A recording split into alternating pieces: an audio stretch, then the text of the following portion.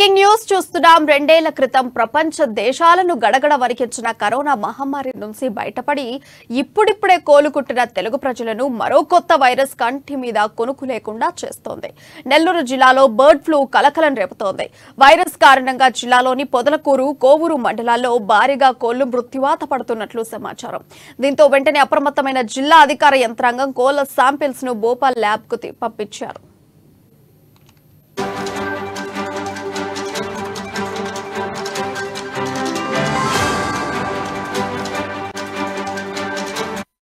తాజాగా వచ్చిన రిపోర్ట్స్ తో కోళ్ల మృతికి బర్డ్ ఫ్లూనే కారణమని అధికారులు నిర్ధారించారు. దీంతో పశుసంవర్ధక శాఖ అధికారులతో జిల్లా కలెక్టర్ శుక్రవారం అత్యవసర భేటీ ఏర్పాటు చేశారు. బర్డ్ ఫ్లూ వ్యాపించకుండా తక్షణమే జాగ్రత్త చర్యలు చేపట్టాలని అధికారులకు ఆదేశాలు జారీ చేశారు. వైరల్ కారణంగా కోళ్లు మృతి చెందిన ప్రాంతానికి కిలోమీటర్ దూరంలో 3 నెలల పాటు చికెన్ షాపులు మూసివేయాలని ఆదేశాలు జారీ చేశారు.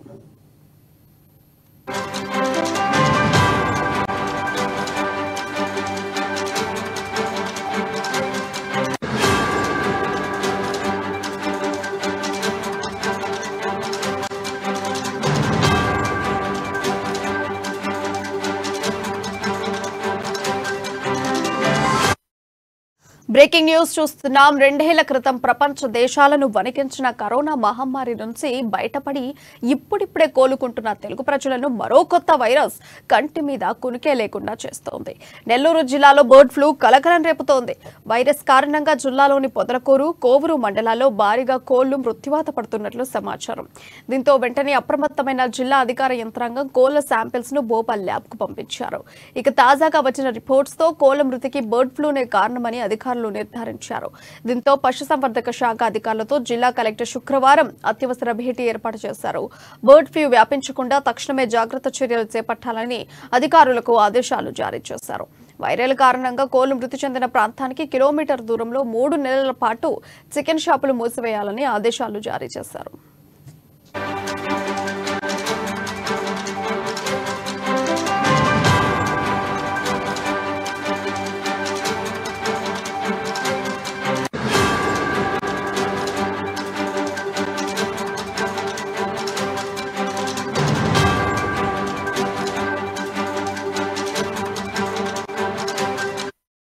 పొదలకూరు మండలంలోని చాటగుట్ల అనే పంచాయతీలో ఉన్న కోళ్ల ఫారంలో ఎక్కువ నంబర్ ఆఫ్ బర్డ్స్ చనిపోవడంతో వెటర్నరీ డిపార్ట్మెంట్ వాళ్ళు వెంటనే అప్రమత్తమై వాళ్ళ బర్డ్ శాంపిల్స్ని భోపాల్కి ల్యాబ్ టెస్టింగ్ పంపించడం జరిగింది. ల్యాబ్ టెస్టింగ్ రిపోర్ట్ అంతా నిన్ననే మనకి జిల్లాకు రావడం జరిగింది. రిపోర్ట్లో మనకి ఇది ఏవియన్ ఇన్ఫ్లుయెన్జా వైరస్ అని H5N1 వైరస్గా డిక్లేర్ అయింది.